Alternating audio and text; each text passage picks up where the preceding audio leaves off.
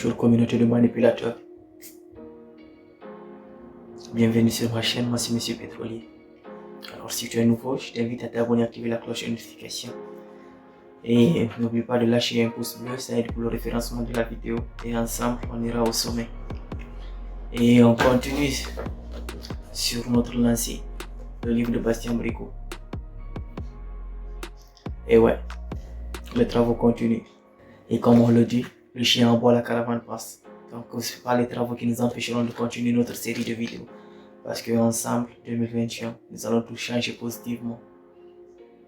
Je revenais alors à mes propos. Nous avions vu les 15 premières techniques. Aujourd'hui, nous continuerons sur la 16e technique. La 16e technique qui consiste au toucher. Toucher, ouais, toucher. C'est ça même. Poser la main sur quelqu'un, oui. Ok, on s'est compris. Alors le toucher. Le toucher, c'est l'action de toucher quelqu'un sans presque le toucher. C'est-à-dire qu'il ne faudrait pas que ce soit trop appuyé ou il ne faudrait pas que ce soit moins appuyé. Le toucher.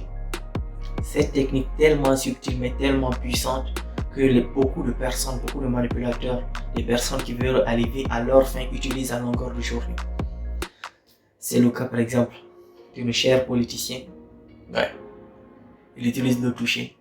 C'est-à-dire il se promène dans les campagnes. Parce que moi je connais un politicien, ouais, il faisait des checks à l'américaine, big up, jusqu'à ce qu'il a pris ce surnom de big up. Et il se balade lors de campagne, il embrasse des bébés, il serre des mains, il salue des mamans, il prend des bébés dans leurs mains. Parce que le toucher, il communique leur énergie, il cherche à impacter. Voyons pourquoi cette technique elle marche. Depuis qu'on est né, on nous a toujours inculqué l'art du toucher.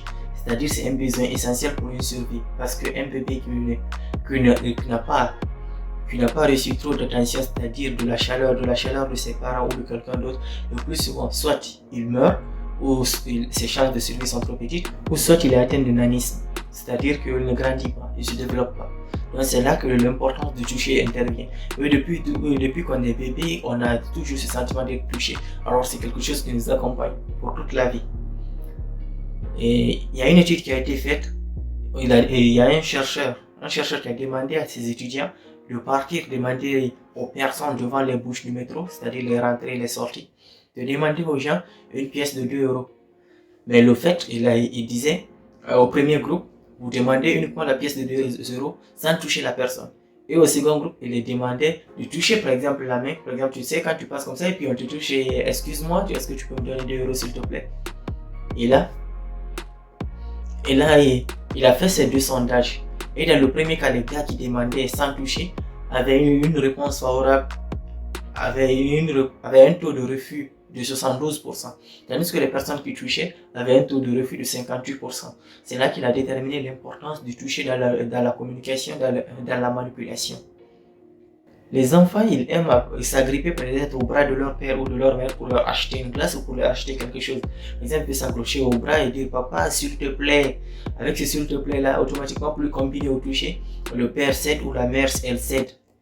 Nous le voyons même dans la vie de tous les jours. Par exemple, les amis parasites, parce que j'en ai connu ou même vous en connaissez. Vous aimez toujours les amis qui aiment vous accrocher comme ça par l'épaule, par-dessus l'épaule, passent leur main par-dessus votre épaule. Alors là, c'est une meilleure manière d'influencer. Là, tout ce qu'ils vous diront, ça marche. Et ça marche même dans la drague avec les filles.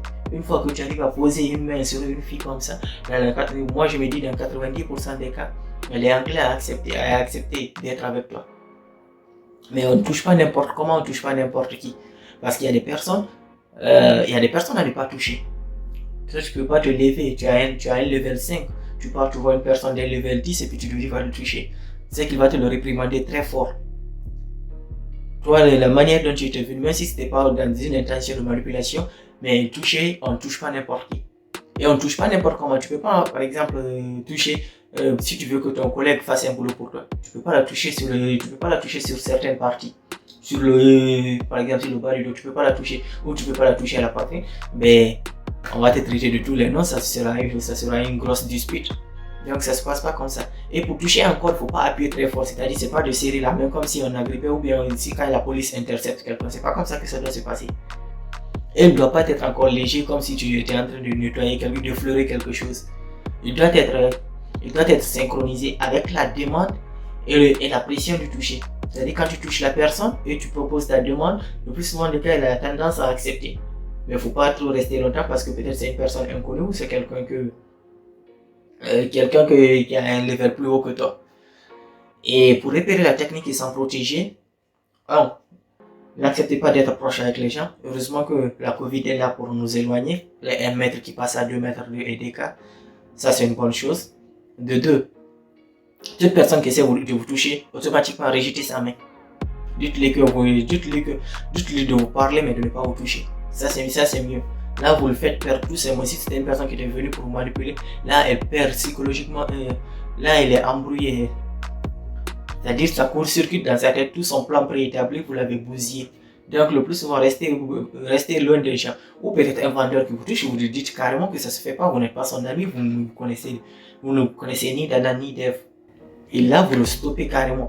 La meilleure façon de s'en protéger, c'est de rester à l'écart des gens. C'est-à-dire de rester à une distance raisonnable des gens et de discuter avec elles.